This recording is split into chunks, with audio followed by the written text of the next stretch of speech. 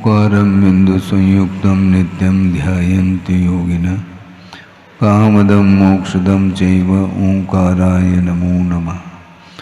अविरलशब्दगणोगप्रक्षालितसकलभूतलकलङ्का मुनिविर्पाशुतीर्था सरस्वतीरत्नोद्धृतम् अज्ञानतिमिरान्धानां ज्ञानाञ्जनशलाकया चक्षुरुन्मीलितं येन तस्मै श्रीगुरुवे नमः।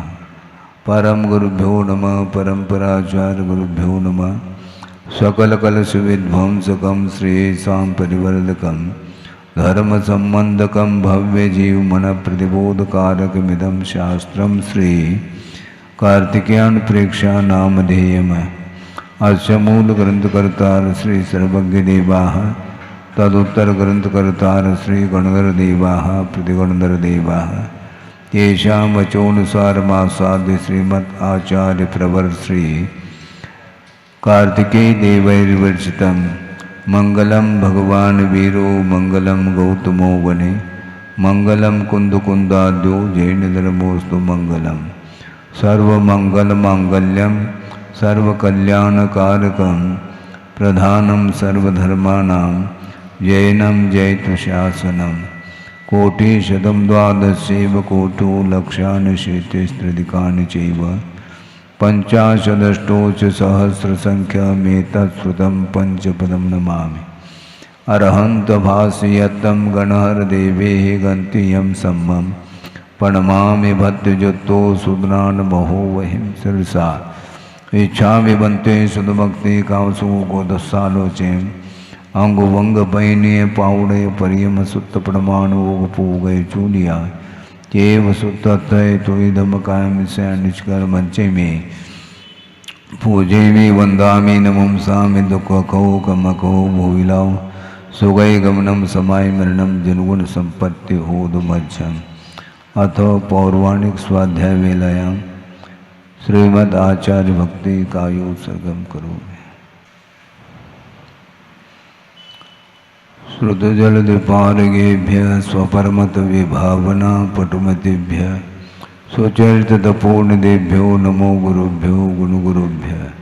36 गुण समग्रे पंचमे आचार करण संदर्शे शिष्यानुग्रह कुशले धम्मायिरिये सदा वंदे गुरुवत्य संयमेन तरन्ति संसार सायरं घोरं छिन्नन्ते अट्टकं मम जन्मन मरणं न पाविन्ते ये नित्यं व्रतमंत्र होम निरुता ध्यानाग्निहोत्राकुला षट्कर्मा वृतास्तपोधनदना साधु क्रिया साधव शील प्रावरणा गुण प्रहरणा चंद्रार्क तेजोदिकाः मोक्षद्वारक पाठ पाठ निबटाः प्रीणन्तु मां साधव गुरुव पान्तुनो नित्यं ज्ञान दर्शन नायकाः चारित्राणो गंभीरा मोक्षमार्गोपदेशकाः इच्छामि बन्ते आयनिवत्ति कामसुको को दस्सालोचें सम्मनान समदंसन संसर्जुत्तानं पंचव्याचाराणाम् आयर्यानम् आयारादि सुंदरानुपदेश्यानम् उवज्झायानम्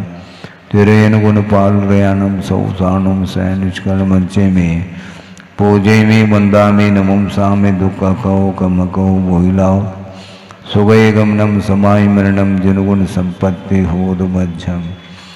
तिहुवनतिलयं देवं वंदिता तिहुवनिंद परिपूज्यं वोचम अनुपेहावो भवीय जनानंद जननी वो।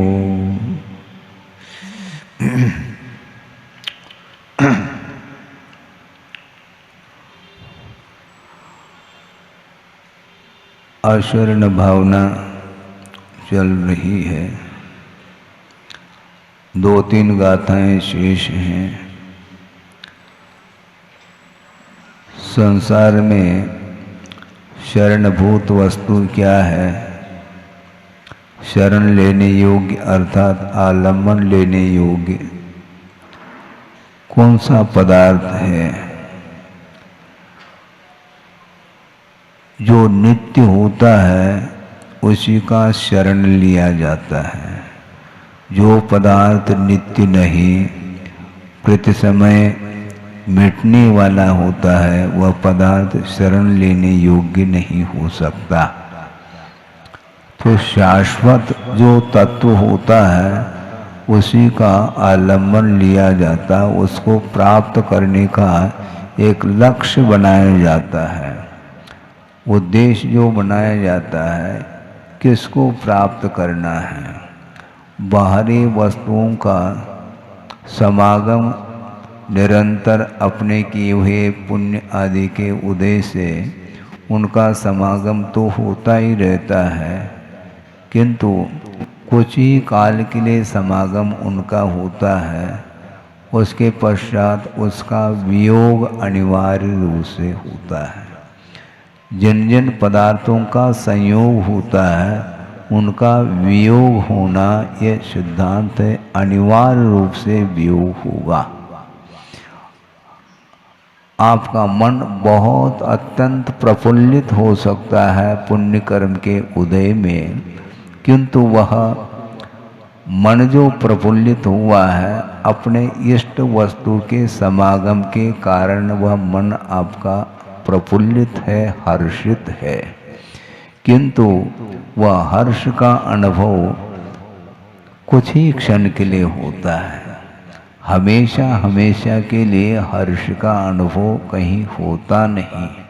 यदि होने लग जाए तो फिर वही प्राप्तव्य सिद्ध हो जाएगा, किंतु वह प्राप्त करने योग्य इसलिए नहीं है जिसका संयोग हुआ है तो वह पहले से था नहीं, ये क्लियर हो जाता है। ये बीच में संयोग होता रहता है और बीच में उसका वियोग भी होता है। समागम होता है किसी का और इष्ट वस्तु का, चाहे वह चेतनात्मक वस्तु हो अथवा अचेतनात्मक हो, उसके समागम से जिसके अंदर मोह है वही हर्षित होता है। जिसके अंदर मोह नहीं है तो उसके समागम और उसका वियोग, इन दोनों क्षणों में उन्हें किसी भी प्रकार का कोई विकल्प नहीं आता। क्यों? उसने धारणा बना ली है कि वस्तुतः शरण लेने योग्य ये वस्तु है ही नहीं, क्योंकि जो नित्य वस्तु होती है, अविनश्वर पदार्थ होता है, उसी का शरण लिया जाता और लेना भी चाहिए। वो अविनश्वर कितनी बार कहेंगे? अविनश्वर तो द्रव्य ही होता है। ये जितनी भी अवस्थाएं हैं ये अवस्थाएं नश्वर हैं, ये कहा गया। मतलब जिस वस्तु के माध्यम से आपको आनंद आ रहा है वह आनंद कुछ क्षण के लिए इसलिए है क्योंकि आनंद जो आ रहा है वह पर्याय को लेकर के आ रहा है, और पर्याय की ओर दृष्टि रहती है तो वह महसूस करता है हाँ मुझे आनंद आ रहा है, किंतु वह अवस्था होने के कारण वह बीच में अवस्था आती है और चली जाती है। इसलिए वह आनंद भी क्षणिक ही होता है, वह त्रैकालिक नहीं होता, क्योंकि त्रैकालिक जो भी आनंद होगा वह द्रव्य के माध्यम से होता है। और शुद्ध अवस्था में निरंतर वह अनंत सुख का संवेदन उन्हें होता है। हालांकि वहाँ पर भी द्रव्य की व्यवस्था है, वहाँ पर भी परिणमन हो रहा है, परिणमन रुकने वाला नहीं, किंतु वह प्रति समय जो अनंत सुख का संवेदन है वह भविष्य अनंत काल तक वह संवेदन, उसमें किसी भी प्रकार से वह अंतर नहीं आने वाला है, वह निरंतरता बनी रहती है। जबकि संसार अवस्था में सुख की निरंतरता नहीं है, बीच बीच में सुख का संवेदन होता है, क्योंकि वह हमेशा एक सा पुण्य कर्म का उदय नहीं होता है। इसलिए वियोग का अनुभव करना ही पड़ता है।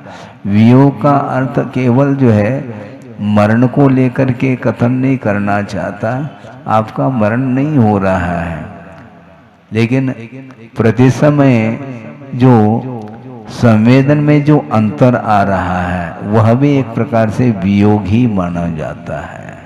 हाँ, वियोग ही माना जाता है। मान लो विवाह संपन्न कर रहे हैं, मान लो किसी का, वो समय आप आनंदित हो रहे हैं और जो भी बाहर के लोग आए हैं उनका समागम आदि होने से एक अच्छा माहौल बना हुआ है। सुख की वह घड़ी मानी जाती है, लेकिन वह घड़ी है, कभी भी बंद हो सकती वो घड़ी। वो घड़ी है वह बंद हो सकती है, ऐसा थोड़ी कि ऑटोमेटिक घड़ी बिना चाबी की चलती है, ऐसा नहीं है। वो घड़ी आई है कुछ समय के लिए, निश्चित रूप से उसमें अंतर आएगा। एक सा सुख एक सा आनंद संभव नहीं है। वो किसी का मान लो जन्म हो गया, आप लोग कहते हैं लाला हो गया, हाँ ठीक है। अब वो कितने दिन तक मिठाई बांटते हैं आप, हैं? कोई हिसाब है कि नहीं उसका? क्या प्रतिदिन बांटते रहते हैं क्या? खाली हो जाएंगे आप, ऐसा थोड़ी होता है। जन्म हुआ है तो बस एक आध दिन ही वह वातावरण रहता है, फिर बाद में सब बंद हो जाता है। तो ऐसा क्यों? वो आनंद वो एक दिन के लिए, 2 दिन के लिए था, ऐसा क्यों? इसी को बोलते हैं पर्याय। और फिर वादे फिर दोबारा और कोई लाला हो जाते, फिर वह, तो इस प्रकार होता है। किंतु शुद्ध अवस्था में वह सुख वह आनंद स्वाधीन है, पराधीन नहीं है। इसलिए कर्मायत्त नहीं होने के कारण उस सुख की निरंतरता बनी रहती है।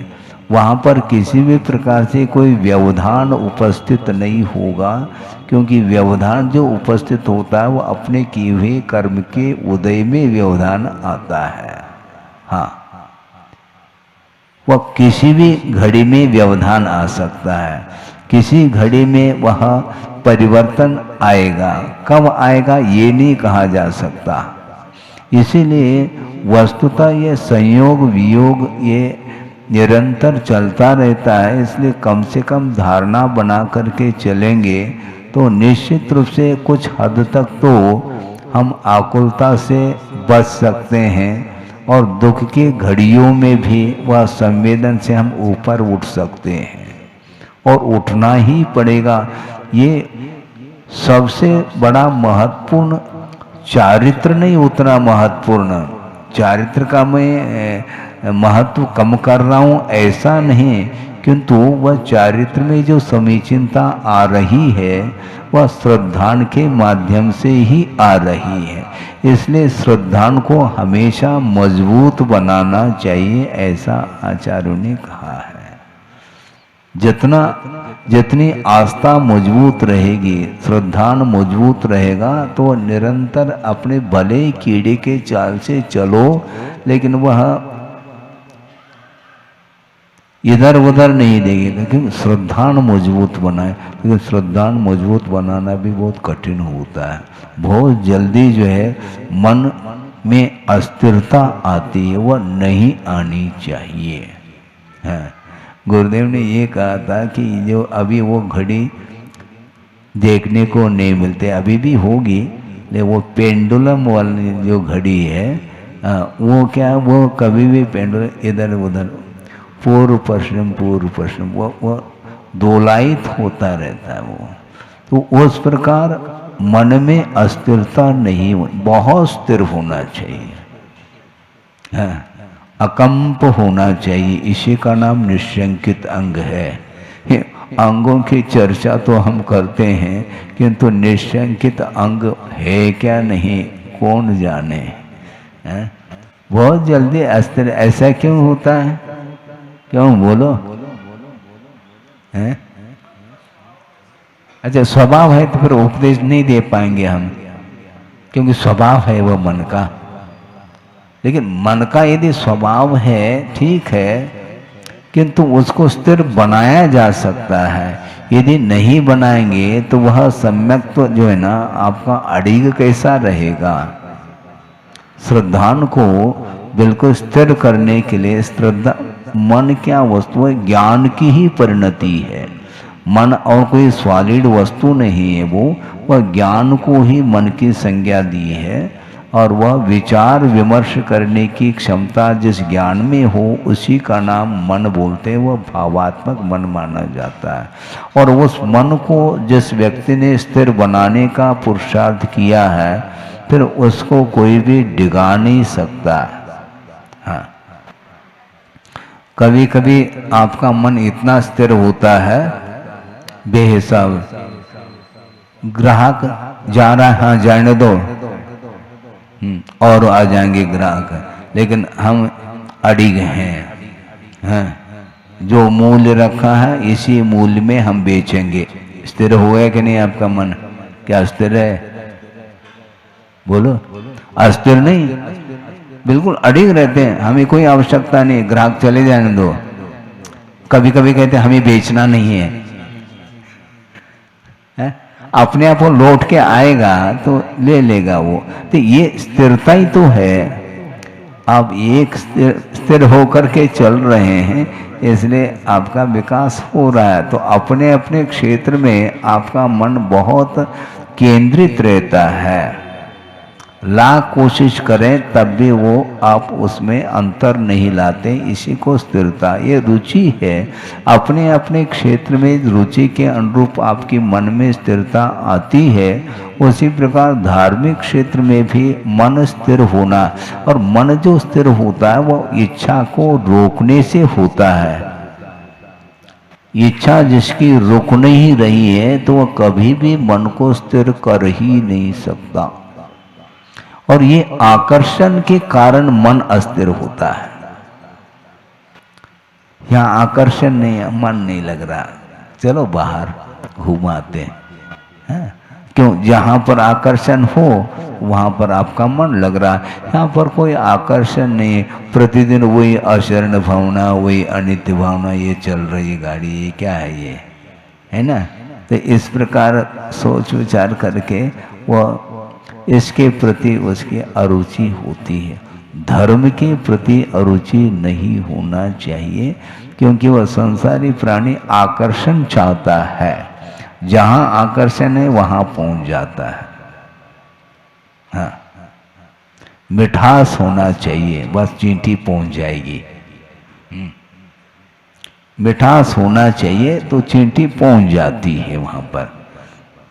तो उसी प्रकार जहाँ मिठास, जहाँ आपको अच्छा लगे वह माहौल आपको रुचता है।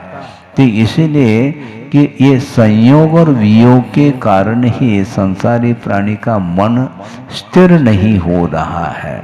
श्रद्धान होने के बाद भी मन को स्थिर रखना बहुत कठिन होता है।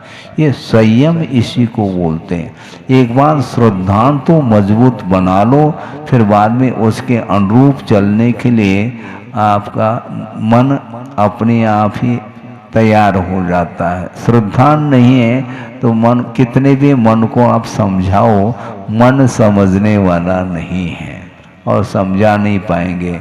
बल्कि यहाँ इतना कहना पड़ता है, हमें तुम्हें समझाना ही नहीं है, तुम्हें जो करना हो करो, हम तुम्हें तुम्हारे साथ नहीं देंगे, हम तब कहीं जा कर के काम होगा। हमारा मन नहीं लग रहा, जहाँ लग रहा तुम चले जाओ, लेकिन मैं नहीं आ सकता, ध्यान रखो। तो अपने आप मन को रुकना पड़ेगा। ये कौन कहेगा महाराज इस प्रकार मन को कौन समझाएगा? मन वस्तुतः आत्मा नहीं, क्योंकि अभी आपके सामने कहा था कि मन वस्तुतः ज्ञान है, और ज्ञान वह कर्ता नहीं हो सकता। ज्ञान कर्ता नहीं, ज्ञान कारण है। वस्तु को जानने में ज्ञान कारण सिद्ध होता है, वह कर्ता नहीं। कर्ता कौन है? जीव है अथवा आत्म तत्व है। तो इसलिए आत्मा के अनुरूप मन को काम करना। मन वस्तुतः नौकर है, और आत्मा मालिक है, किंतु वह माली बन बैठा है। समस्या तो ये है? मालिक होकर के वह मालिक क्या, उसका क्या अस्तित्व है मुझे बताओ? मन के अनुरूप कर रहा है, इसलिए वह मालिक नहीं बना, वह माली बना है। और मन जो है वह मालिक बना है। समस्या ये जा रही है। इसीलिए कर्ता जो होता है वह स्वतंत्र हुआ करता है, कर्ता कभी भी परतंत्र नहीं होता। स्वतंत्र कर्ता ऐसा कहा है। तो आप कर्ता हो, आप नियंता हो, तो मन के अनुरूप आप क्यों काम कर रहे हैं? आपके अनुरूप मन को करना चाहिए। मन नौकर के समान है, ऐसा मन के चलना, क्योंकि एक मात्र माध्यम है, वह साधन है। उसके आधार से वह जीव ही काम करता है। इसलिए वस्तुतः ये संयोग और वियोग की जो परिणति है, इसको समझते हुए अपने को बार बार मन को समझाना है। बाकी सारे गुण समझे हुए हैं, क्योंकि वो कभी भी आकुलित नहीं होते। केवल ज्ञान गुण ही आकुलता, ज्ञान में ही आकुलता है, अन्य गुणों में कोई आकुलता नहीं है। नींद खुल गई तो बस ज्ञान ही सामने आता है। सो गए तो ज्ञान शांत हो जाता है। जो ही जागृति आ गई तो ज्ञान ही एक्टिव होता है। अन्य जितने भी गुण हैं वे संवेदन उनमें नहीं होता। केवल संवेदन करने वाला केवल ज्ञान गुण है, उसके माध्यम से आत्मा सुख का अनुभव करती है।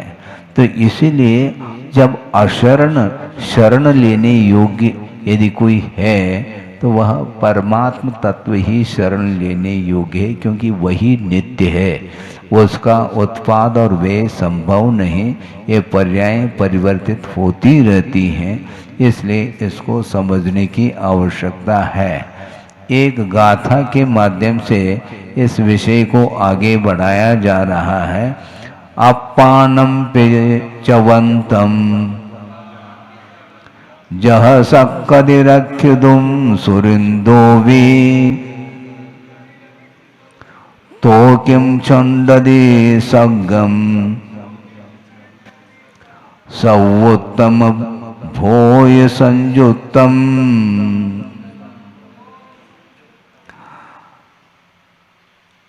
सुरेंद्र अभी रक्षितुम न शक्यते।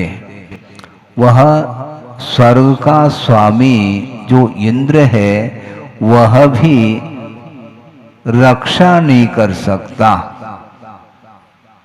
स्वयं की भी रक्षा नहीं कर सकता। वो दूसरे की रक्षा करने की बात छोड़ दो, क्योंकि वह अपनी रक्षा भी नहीं कर सकता। क्यों? उसका जीवन भी आयु कर्म के आश्रित है। स्वयं जो इंद्र है, देवों का स्वामी, उसका जीवन भी आयु कर्म के आधार से चल रहा है। इसलिए अपने आप की रक्षा भी वह नहीं कर सकता। जो मरणासन्न है इंद्र, और एक समय बाद उसका अवसान होना है, बल्कि 6 महीने पहले ही इंडिकेशन, सूचना, माला मुरझाती है। और धीरे धीरे गुरुदेव ने भी ये कहा था, शायद राजवार्षिक आदिक में प्रसंग आया है कि लास्ट में इंद्र की आज्ञा का पालन भी देवलोग नहीं करते। उसी से समझ में आ जाता है कि हाँ, अब जो है ना अवकाश प्राप्त होने को है। अभी तक सागरोपम आयु तक हमने आज्ञा फरमाई है, हमारे आज्ञा के अनुरूप सारे देव रहें, हमारे अधीनस्थ रहें।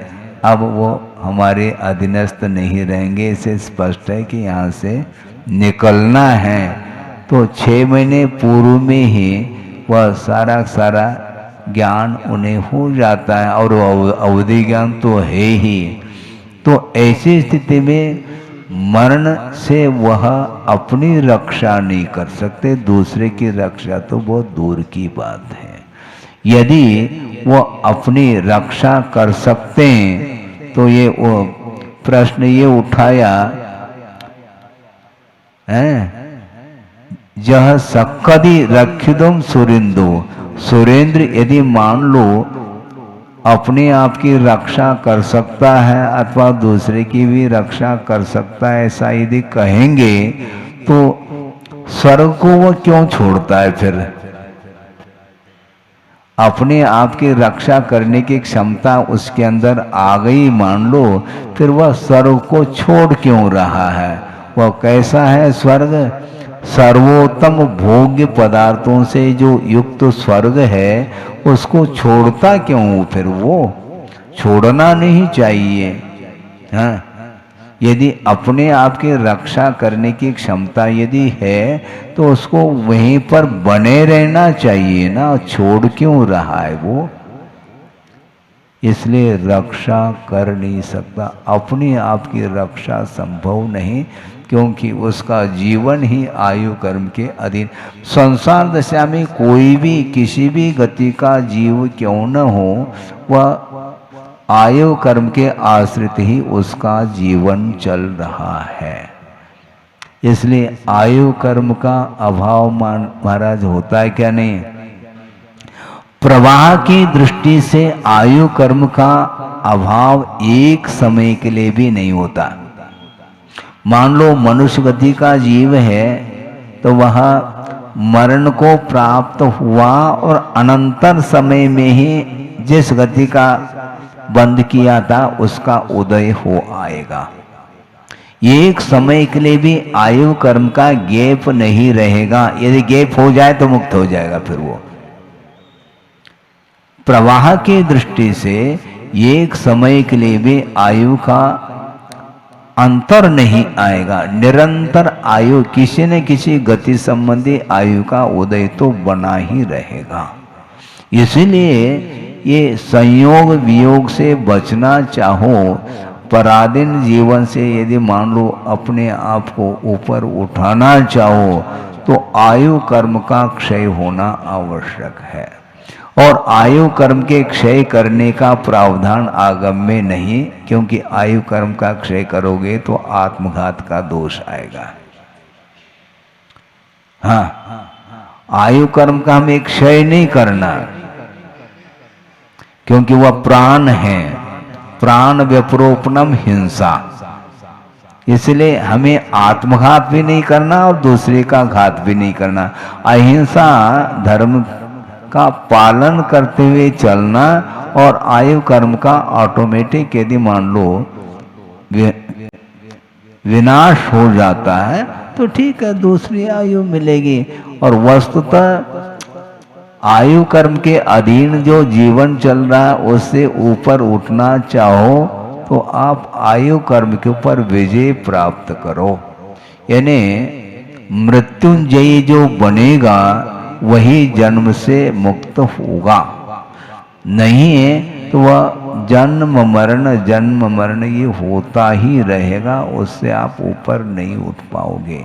इस अपेक्षा से ये कर्म का जो आत्मा के साथ संबंध है वह प्रवाह के अपेक्षा से अनादिकालीन संबंध है, किंतु समय समय पर जो कर्म का जो बंधा हुआ कर्म है वो उदय में आता है और वह निर्जित होकर के चला जाता है।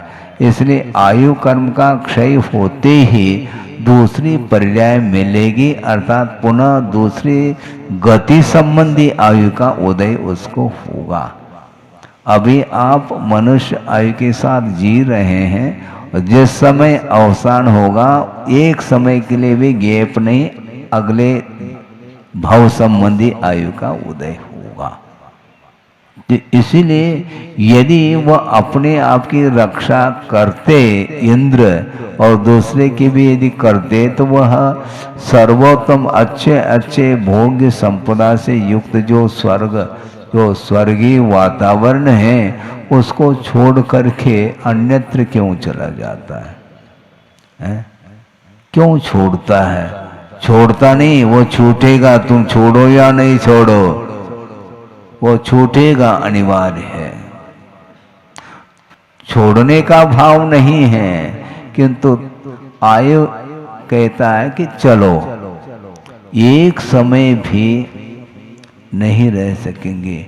यहाँ तक कि आचार्यों ने कहा है जो श्रमण है और वह अष्टमादि गुणस्थान में पहुंचा है जहाँ पर शुक्ल ध्यान है, किंतु वहाँ पर आयु कर्म का अभाव होते ही नीचे आएगा, वो रोक नहीं सकेगा। वो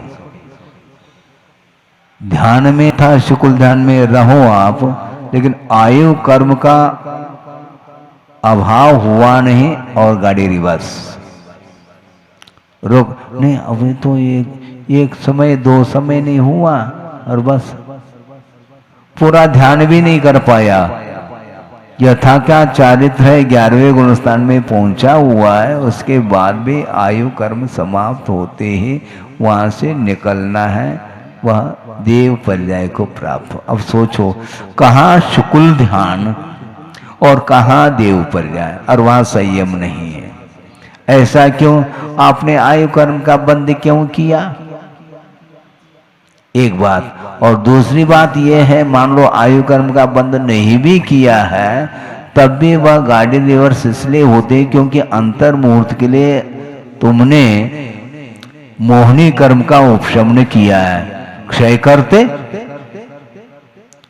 क्षय करने के लिए किसने मना किया है? स्वयं ही उपशमन करता हुआ आगे बढ़ रहा है, तो बस गाड़ी रिवर्स होगी।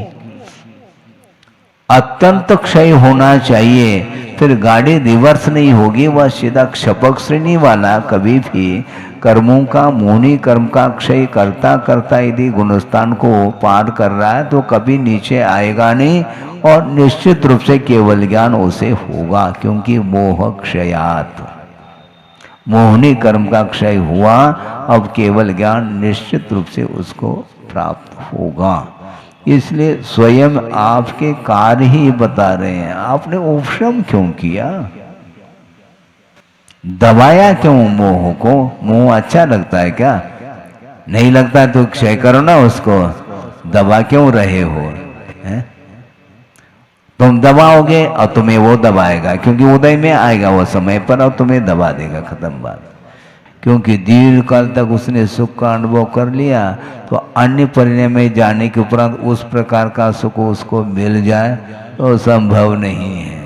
यहाँ पर आकर के मान लो चक्रवर्ती भी हो जाए तो भी इंद्र के बराबर सुख तो है ही नहीं उसके पास। अब क्या करोगे तुम चक्रवर्ती बन करके? तो इसलिए अंततो गत्वा जो आत्मिक सुख है उसको प्राप्त करने के लिए इंद्रियजन्य सुख के प्रति हे बुद्धि हमेशा बनी रहनी चाहिए। पंचेंद्रिय के विषयों के माध्यम से जो सुख उत्पन्न होता है वस्तुतः वह सुख नहीं, सुखाभास कहा है। सुख की एकमात्र मान्यता है वेदना प्रतिकारः प्रविचारः, ऐसा आया था। वेदना का मात्र प्रतिकार है, वह सुख थोड़ी है। आपने भोजन कर लिया ये सुख नहीं, क्योंकि भूख जो लगी थी, वह जो वेदना थी भूख की, वह वेदना शांत हुई। इसका नाम भी सुख मानो तो तुम्हारी मर्जी। वह सुख नहीं है, वो वेदना का अभाव मात्र हुआ है, और पुनः भूख लगेगी, पुनः वेदना चालू होगी। इसलिए वो सुख नहीं है। दुख को मिटाने के लिए तात्कालिक एक साधन है, किंतु वो निरंतर वह भूख बनी रहती है। कुछ क्षण के लिए वह बैठ गए शांति से, और पुनः भूख लगी तो फिर शुरू, फिर रसोई घर, फिर बनाओ, फिर बनाओ खाओ, बनाओ खाओ, ये चलता ही रहता है। इसलिए वस्तुतः शरण लेने योग्य क्या वस्तु है? वह मात्र द्रव्य है, पर्याय हमेशा विनाशशील है। इस प्रकार साधना बहुत बड़ी साधना मानी जाती है, और श्रद्धान जब तक मजबूत नहीं रहेगा, और श्रद्धान होने के उपरांत भी निरंतर प्रयोग करते चले जाएंगे, तो वह आपकी श्रद्धा भी मजबूत रहेगी और आपका मन भी स्थिर रहेगा।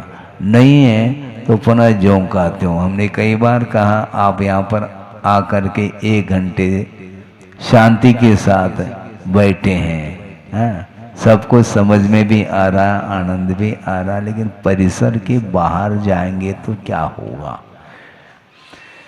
पुनः वापस वही रूटीन आता है। क्यों? वो माहौल ही इस प्रकार का है।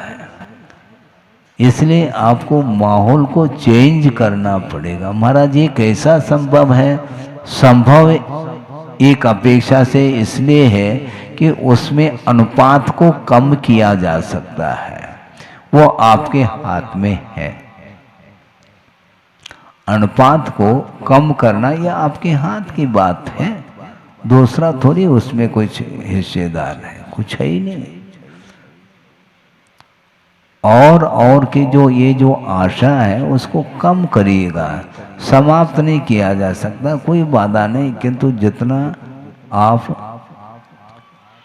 आपकी क्षमता है उस क्षमता के अनुरूप कम करो। वेग को कम किया जाता है, गाड़ी को बंद नहीं करना, लेकिन गियर तो बदला जा सकता है, उसका वेग को कम किया जाता है, उसकी जो स्पीड है उसको कम करो। उसी प्रकार जो मोह जो तेज हो रहा है, उसमें जो तेजी आई है, उसमें जो तीव्रता आ रही है, उसको बंद करना है। वो बंद कैसा होगा महाराज? वो द्रव्य क्षेत्र आदि के निमित्त से बंद होगा। है, आपने दुकान खोला, अब देखो उसमें सुबह से लेकर के शाम तक ग्राहक आ तो रहे हैं, लेकिन ग्राहक मज़ा नहीं आ रहा, क्योंकि ग्राहक आ भी तो रहे ना, ग्राहक की संख्या भी बहुत है, माना संख्या तो बहुत है, लेकिन वो ग्राहक के पास हुआ